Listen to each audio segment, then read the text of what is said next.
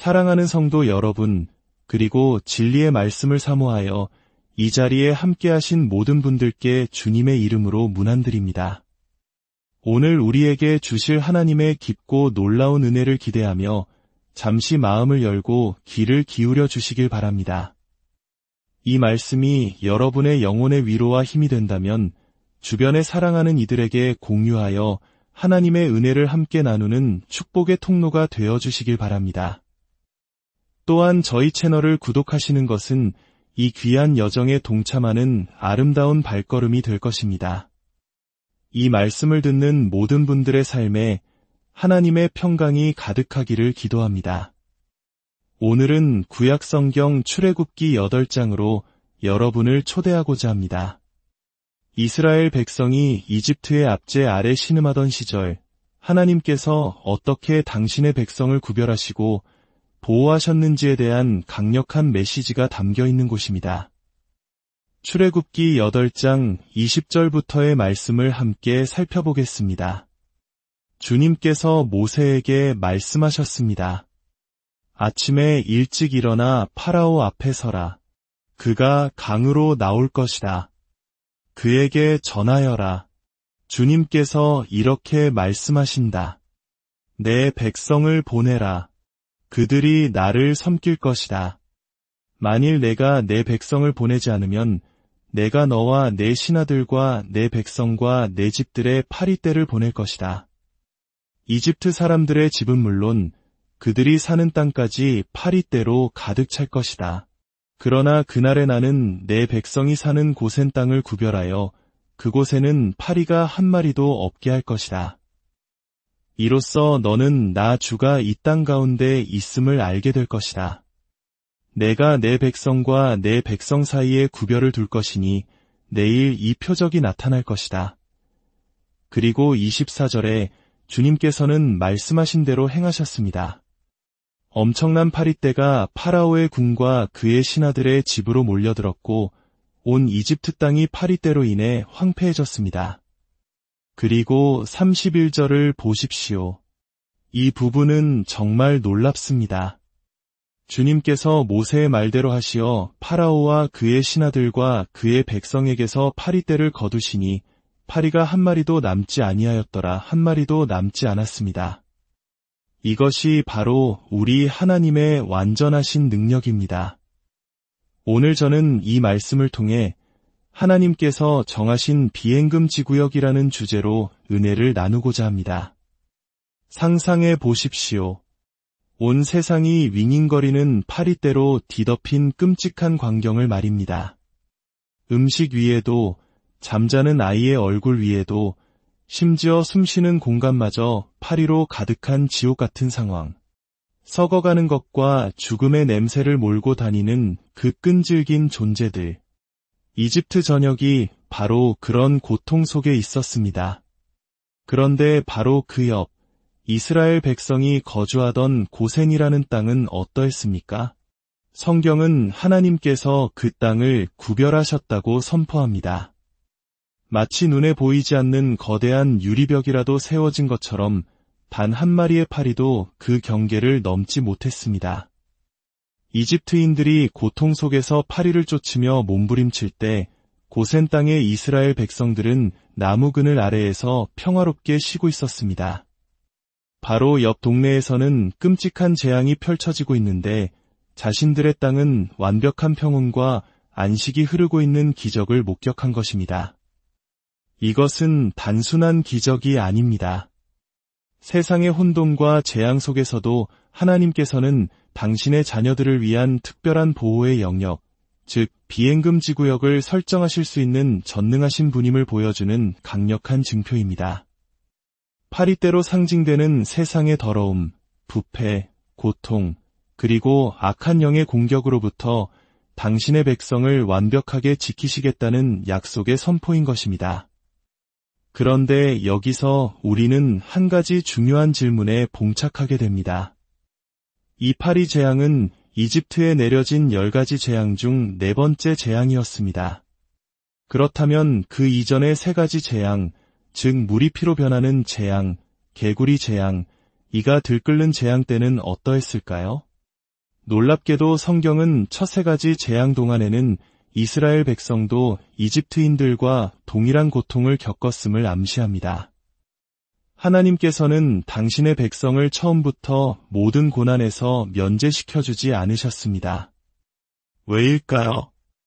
왜 하나님께서는 사랑하는 자녀들이 세상 사람들과 똑같이 고통받도록 허락하셨을까요?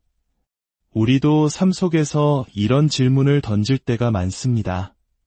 하나님, 왜 믿는 자들에게도 이런 시련이 닥칩니까? 왜 착한 사람들이 더 큰 아픔을 겪어야 합니까?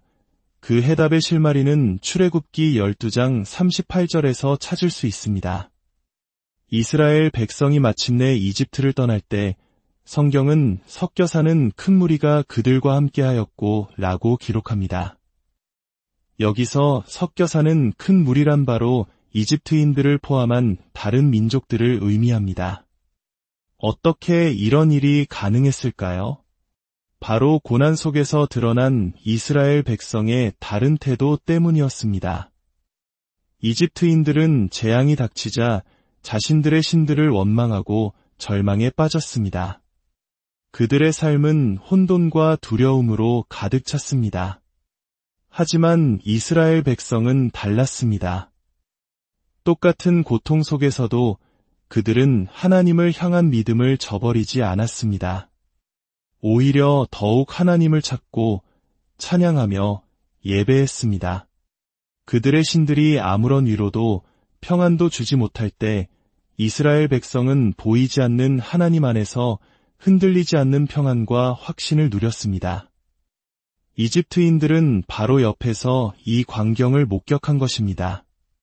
저들은 우리와 똑같이 고통받고 있는데 무엇이 저들을 저토록 평온하게 만드는가?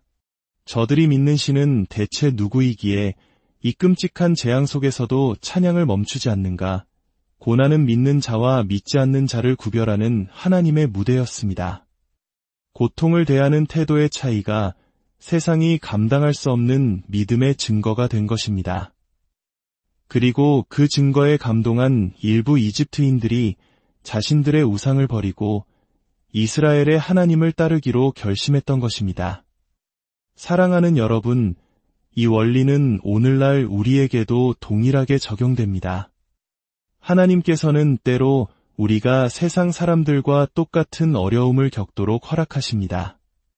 질병, 경제적 어려움, 관계의 깨어짐. 그러나 하나님께서 보시는 것은 우리가 그 고난을 어떻게 통과하느냐입니다. 세상은 고난이 찾아오면 절망하고 스스로를 파괴하며 희망을 잃어버립니다. 그러나 진정한 그리스도인은 다릅니다. 우리는 고통 속에서 쓰러지거나 하나님께 등을 돌리는 대신 오히려 그 고난을 하나님께 더 가까이 나아가는 기회로 삼습니다. 사도 바울이 자신의 약함을 자랑했던 것처럼 우리의 연약함 속에서 하나님의 강하심이 드러나기 때문입니다. 우리는 고통을 찬양으로 바꾸고 눈물을 기도로 승화시키는 사람들입니다. 모든 것을 잃었던 욥을 기억하십니까? 그는 가족, 건강, 재산을 모두 잃는 극한의 고통 속에서도 주신 이도 여호와시오, 거두신 이도 여호와시오니 여호와의 이름이 찬송을 받으실지니이다 라고 고백하며 하나님을 경배했습니다. 그의 고백은 단순히 산 정상에서의 감사가 아니었습니다. 가장 깊은 골짜기에서 드리는 믿음의 선포였습니다. 사도행전 16장에 나오는 바울과 실라를 보십시오. 그들은 억울하게 매를 맞고 깊은 감옥에 갇혔습니다. 가장 어두운 자정, 고통이 극에 달했을 때 그들은 무엇을 했습니까? 원망하거나 신세를 한탄하지 않았습니다. 오히려 두 손을 들고 하나님께 기도하고 찬송했습니다. 그러자 어떤 일이 일어났습니까? 옥문이 열리고 착고가 풀리는 기적이 일어났을 뿐만 아니라 그 모습을 본 간수가 내가 어떻게 하여야 구원을 받으리이까 물으며 온 가족이 구원받는 놀라운 역사가 일어났습니다. 고난 속에서 드린 찬양이 영혼을 구원하는 능력이 된 것입니다. 여러분의 고난은 어떻습니까? 여러분이 겪는 아픔이 주변에 믿지 않는 이들에게 그리스도를 증거하는 통로가 되고 있습니까? 아니면 그들의 마음을 닫게 만드는 걸림돌이 되고 있습니까? 이제 다시 고센 땅 이야기로 돌아가 봅시다. 그렇다면 어떻게 우리는 이 혼란한 세상 속에서 우리 삶의 고센, 즉 하나님의 비행금 지구역으로 들어갈 수 있을까요? 그 열쇠는 바로 용서에 있습니다. 파리가 무엇에 이끌립니까? 썩어가는 것, 부패한 것, 죽어가는 것에 이끌립니다. 영적으로도 마찬가지입니다. 우리 마음속에 용서하지 못하는 마음, 미움, 쓴뿌리가 자리 잡고 있을 때 악한 영은 바로 그 틈을 파고듭니다. 성경에서 사탄을 바알세붑, 즉 파리들의 왕이라고 부르는 것은 결코 우연이 아닙니다. 용서하지 못함은 우리의 영혼을 썩게 만드는 독소이며 사탄의 공격을 허용하는 문을 열어주는 것과 같습니다.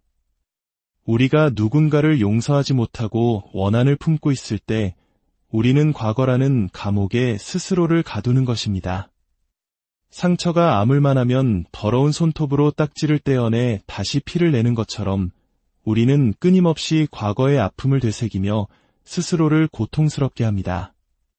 그러나 상처가 완전히 아물면 무엇이 남습니까?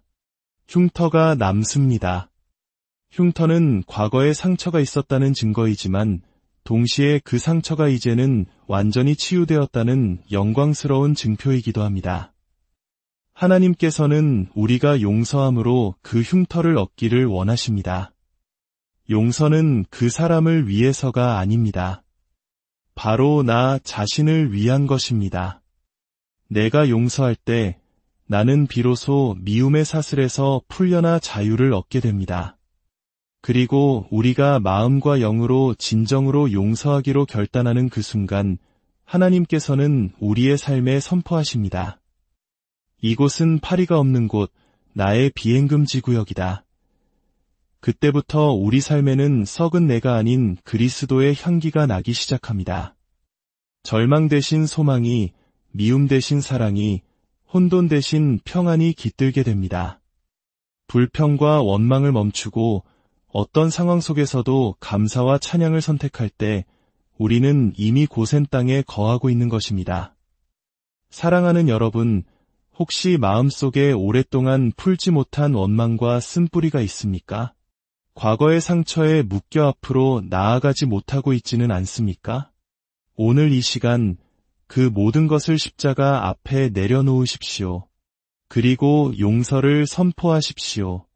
그것이 바로 당신의 삶에 하나님의 보호하심과 축복이 임하는 곳으로 들어가는 문입니다. 저는 오늘 기도합니다. 이 말씀을 듣는 모든 분들의 삶과 가정 위에 그리고 자녀들 위에 하나님께서 친히 경계선을 그어주시기를, 세상의 모든 더러운 파리떼와 같은 악한 공격과 고통과 절망이 결코 침범하지 못하는 하나님의 비행금지 구역을 선포하여 주시기를 간절히 기도합니다. 고난 속에서도 믿음으로 승리하며 용서를 통해 참된 자유를 누리십시오.